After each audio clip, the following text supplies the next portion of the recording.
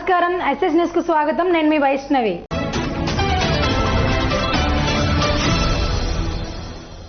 తాగునీటి వసతుల పనులు అంచనాలు సమర్పించాలని జిల్లా కలెక్టర్ జెన్నవాస్ ఆదేశించారు. జిల్లా పరిషత్ సమావేశ మందిరంలో ఆర్డబ్ల్యూఎస్ పనులపై జిల్లా కలెక్టర్ నివాస్ సమీక్షించారు. ఈ సందర్భంగా జిల్లా కలెక్టర్ మాట్లాడుతూ పనులు త్వరగా పూర్తి చేయాలని పేర్కొన్నారు. రానున్న వేసవి దృష్ట్యా పనుల్లో వేగం పెంచాలని ఆయన ఆదేశించారు. వేసవిలో ఎక్కడా తాగునీటి సమస్య తలెత్తకుండా చర్యలు చేపట్టాలని ఆయన అన్నారు.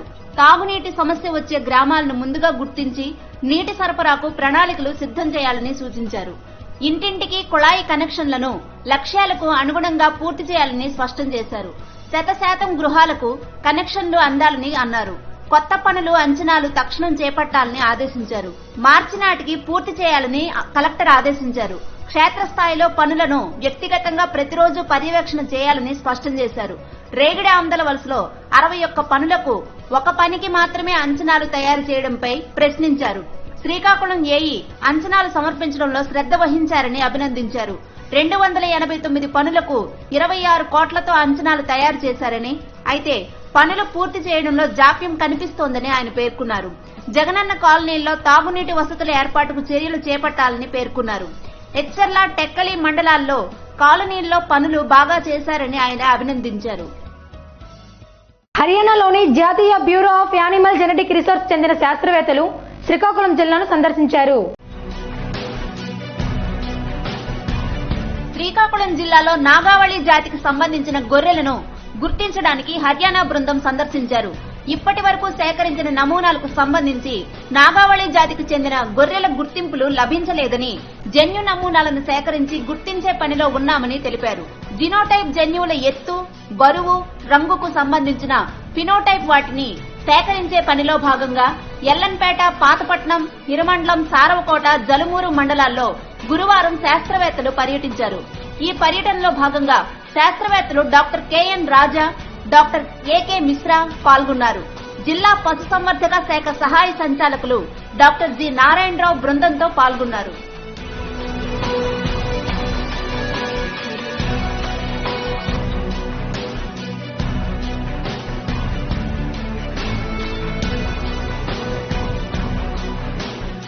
కామన్వెల్త్ వొకేషనల్ యూనివర్సిటీ వారు అందించిన అవార్డుతో మరింత బాధ్యత పెరిగిందని లయన్స్ క్లబ్ జిల్లా కార్యదర్శి బాడాన దేవభూషణరావు అన్నారు.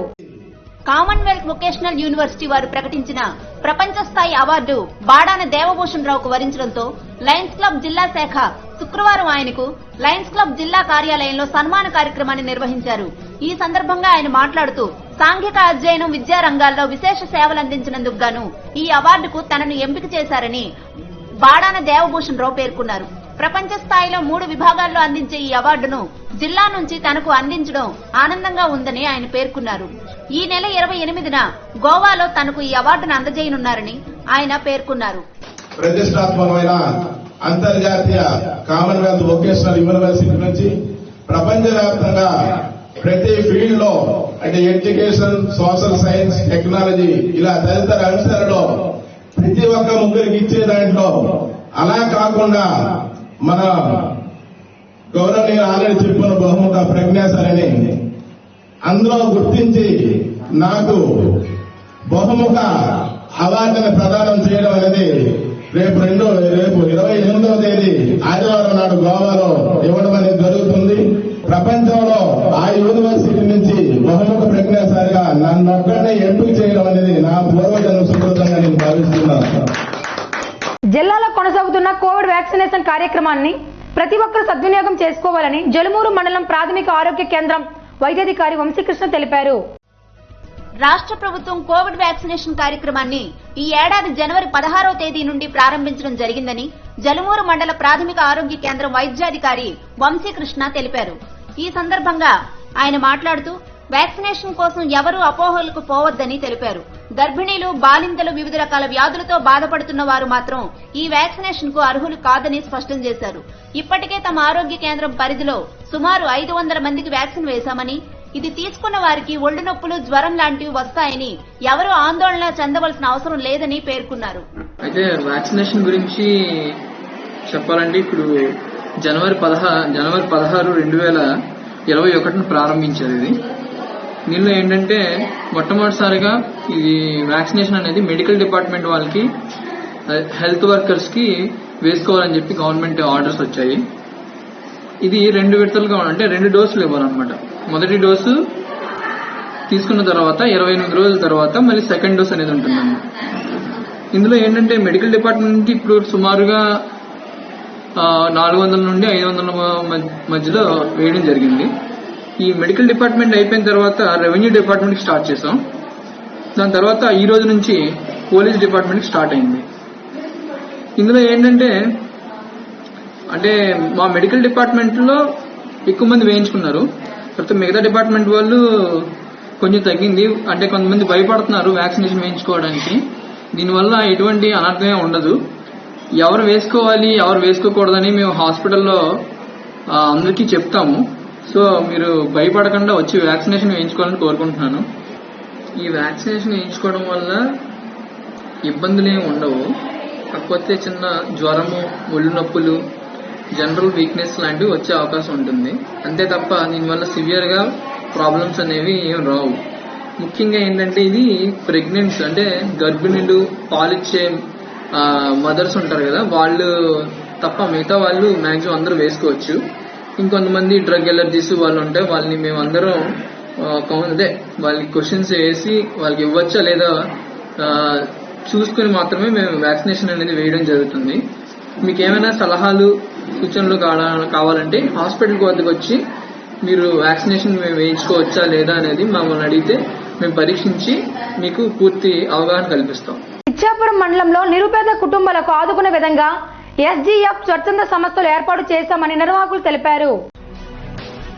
ఇచ్చాపురం మండలం ధర్మపురం గ్రామానికి చెందిన దాసు బాడిచ్చకి రోడ్డు ప్రమాదంలో తీవ్రంగా గాయపడడంతో SGF వారికి సమాచారం తెలియజేసిన వెంటనే 5,000 రూపాయల సహాయాన్ని క్షతగాత్రులకు అందజేశారు. ఈ సందర్భంగా SGF సభ్యులు మాట్లాడుతూ నిరుపేదలకు అన్ని విధాలా ఆదుకునే విధంగా తన స్వచ్ఛంద సంస్థ కొనసాగిస్తున్నామని, ఈ క్రమంలోనే బాధిత కుటుంబాన్ని ఆదుకుంటామని వారు తెలిపారు. మరింత సహాయం చేసేందుకు దాసుకు హామీ ఇచ్చామని పేర్కొన్నారు. ఎవరికైనా రక్తదానాలు కానీ నెక్స్ట్ నిరుపేదలు ఎవరైనా ఉన్నా వాళ్ళకి అమౌంట్ ఇవ్వడం కానీ జరుగుతుంది. ఇది ఇప్పుడు ధర్మపురంలో ఆల్రెడీ ఒక 3వది చేయడం జరిగింది. ఆల్రెడీ SGF ద్వారా 2 ఇవ్వడం జరిగింది.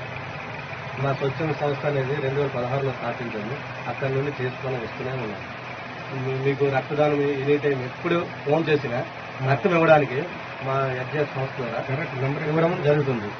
ఇంకో రక్తం కావాలని ఉంటే మా సంస్థని కాంటాక్ట్ చేసి వెంటనే సెకండ్లో మేము ఇస్తాము. నెంబర్ ఇస్తాం.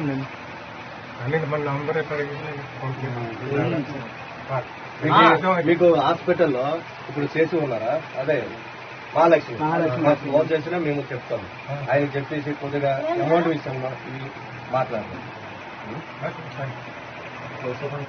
పోలాకి మండలం సంతలక్ష్మీపురం గ్రామ పంచాయతీ 60 ఏళ్లుగా ఒకే కుటుంబం చేతులు ఉండేదని, ఇప్పుడు తమని గెలిపించిన ప్రజల రుణం తీర్చుకుంటామని నూతన సర్పంచ్గా ఎన్నికైన యారబాటి నేలవాణి భర్త వెంకటరమణ తెలిపారు.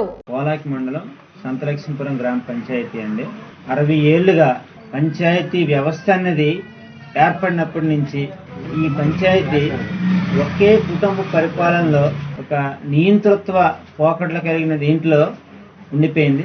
అయితే ఇన్నేళ్లకి జనాలు చైతన్యవంతులై మాకు ఈ విజయాన్ని చేకూర్చారు. వాళ్ళందరికీ పేరు పేరున కృతజ్ఞతలు. మాకు ఇక్కడ వచ్చిన మెజారిటీ 24 అయినప్పటికీ కూడాను మేము అది చాలా భారీ మెజారిటీగా భావిస్తున్నాం. ఎందుకంటే ఇక్కడ ఏకగ్రీవం ఇచ్చినప్పటికి కూడాను అభివృద్ధి అనేది శూన్యంగా ఉండేది.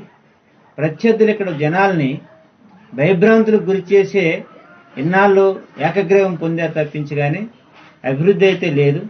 అయితే మేము ఎలక్షన్ సందర్భంలో ముందు ప్రచారంలో ఏవైతే జనాలకి హామీ ఇచ్చామో ఒక మేనిఫెస్టోలో కూడా విడుదల చేసి చెప్పాము. గ్రంథాలయమని, ఇంటింటికి నీటి వసతి అని చెప్పేసి కుళాయిలని, అలాగే పారిశుధ్యం మెరుగుదల అని చెప్పేసి, తర్వాత పిల్లలు చదువుల కోసం గ్రంథాలయం ఏర్పాటని, తర్వాత మా ఊరి శ్మశానం నిజంగా వల్లకాడు అంటే వల్లకాడులాగే ఉండేది. అటువంటి దాన్ని కూడా కైలాసవాటిగా తీర్చిదిద్దామని చెప్పేసి చాలా హామీ ఇచ్చిన మేరకు మాకు జనాలు ఇప్పటికీ ఆ నియంతృత్వ పాలనకి ఎదురొడ్డి వాళ్ళు ఎన్ని భయభ్రాంతులు చేసినా ఏం చేసినా మాకు పట్టం కట్టారు. ఆ రుణం మేము ఈ 5 ఏళ్లలో ఖచ్చితంగా తీర్చుకుంటామని చెప్పేసి వినయపూర్వకంగా ఒక చక్కని సదుద్దేశంతో ప్రజలందరికీ తెలియజేసుకుంటున్నాము. పేరు పేరున మా గ్రామ పంచాయతీలో ఉన్న 2 గ్రామాలు సంతలక్ష్మీపురం మరియు సన్యాసరాజుపేట, ఈ 2 గ్రామాల ప్రజలకి మేము రుణపడి ఉంటాము. ఆ రుణాన్ని ఈ 5 ఏళ్లలో అభివృద్ధి సంక్షేమం రెండింటి రూపంలో చూపించి ఖచ్చితంగా ఏవైతే హామీలు ఇచ్చామో అవన్నీ నెరవేరుస్తామని చెప్పేసి మీకు సవినీయంగా తెలియజేస్తున్నాం. ఒకవైపు పెట్రోల్ డీజిల్ ధరలతో సామాన్యుడు అవస్థలు పడుతుంటే మరోవైపు చమురు కంపెనీలు ఒక్కసారిగా వంట గ్యాస్ ధరలు పెంచడంతో సామాన్యుడు వెలవెలలాడే పరిస్థితులు ఎదురవుతున్నాయి.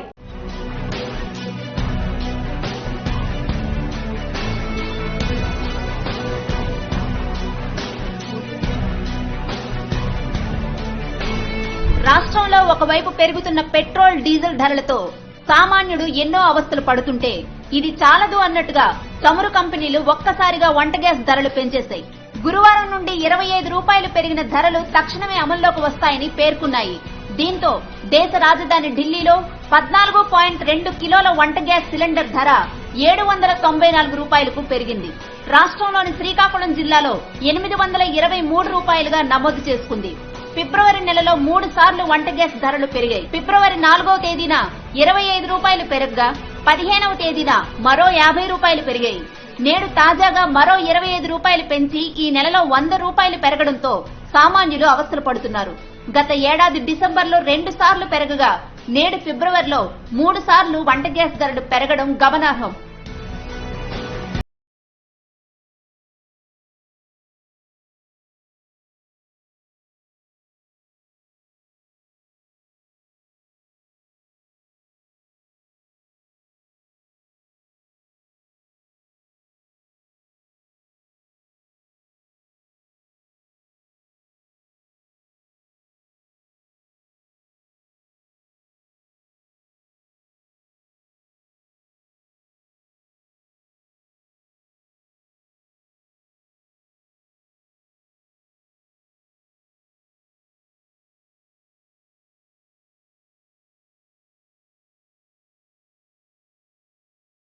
పోలాకి మండలంలో జరుగుతున్న కనకదుర్గ భవానీ జాతర మహోత్సవంలో రాష్ట్ర ఉప ముఖ్యమంత్రి ధర్మాన కృష్ణదాస్ పాల్గొని పూజాది కార్యక్రమాలు నిర్వహించారు. నరసన్నపేట నియోజకవర్గం పోలాకి మండల కేంద్రంలో వెలిసి ఉన్న శ్రీ కనకదుర్గ భవానీ జాతర మహోత్సవాల సందర్భంగా రాష్ట్ర ఉప ముఖ్యమంత్రి ధర్మాన కృష్ణదాస్ శుక్రవారం అమ్మవారి దర్శనం చేసుకుని పూజాది కార్యక్రమాలను నిర్వహించారు. ఈ సందర్భంగా ఆయన మాట్లాడుతూ నేటికి 19 సంవత్సరాలుగా నిర్వహిస్తున్న ఈ కార్యక్రమాలు విజయవంతం కావాలని ఆకాంక్షించారు. ఈ కార్యక్రమంలో జిల్లా వ్యవసాయ మండల అధ్యక్షులు కరిమి రాజేశ్వరరావు, పోలాకి సర్పంచ్ రమణమ్మ, సుసరాం సర్పంచ్ తమ్మినేని భూషణ్ రావు తదితరులు పాల్గొన్నారు. పేదలకు వృద్ధులకు సేవ చేయడంలోనే నిజమైన సంతృప్తి ఉందని రోటరీ క్లబ్ మాజీ గవర్నర్ డాక్టర్ కొంచాడ సోమేశ్వరరావు అన్నారు. శ్రీకాకుళంలోని ప్రశాంతి జన వృద్ధాశ్రమంలో శుక్రవారం డాక్టర్ కొంచాడ సోమేశ్వరరావు 81వ పుట్టినరోజు వేడుకలను నిర్వహించారు. ఈ సందర్భంగా సోమేశ్వరరావు మాట్లాడుతూ మానవ సేవే మాధవ సేవ అని పేర్కొన్నారు. ప్రస్తుతం వృద్ధాశ్రమంలో 70 మంది ఉన్నారని, మరో 30 మంది ఉండేందుకు అవకాశం ఉందని ఆయన తెలిపారు. తాను వృద్ధాశ్రమం బాధ్యతను నిర్వహించడం ఆనందంగా ఉందన్నారు. వృద్ధాశ్రమంలో ఉండే వారికి అన్ని సౌకర్యాలు కల్పించడంతో పాటు వైద్య సదుపాయాలను కూడా పర్యవేక్షించడం జరుగుతుందని ఆయన తెలిపారు. ఆశ్రమంలో ఉన్న ప్రతి ఒక్కరూ తన శేష జీవితాన్ని ఎంతో సంతోషంగా గడుపుతున్నారని ఆయన పేర్కొన్నారు. ఈ కార్యక్రమంలో ప్రముఖ న్యాయవాది ఏరుకుల మురళీమోహన్, ఏపీడబ్ల్యూజేఎఫ్ జిల్లా అధ్యక్షుడు వేణుగోపాల్, టీడీపీ నాయకులు హరగోపాల్, మండా నాగేశ్వరరావు, మురళి, నటుకుల మోహన్, బాడాన దేవభూషణ్ రావు తదితరులు ఉన్నారు. ఇవి నాటి వార్తలు. మరిన్ని వార్తలతో మళ్ళీ కలుద్దాం. అంతవరకు సెలవు. నమస్కారం.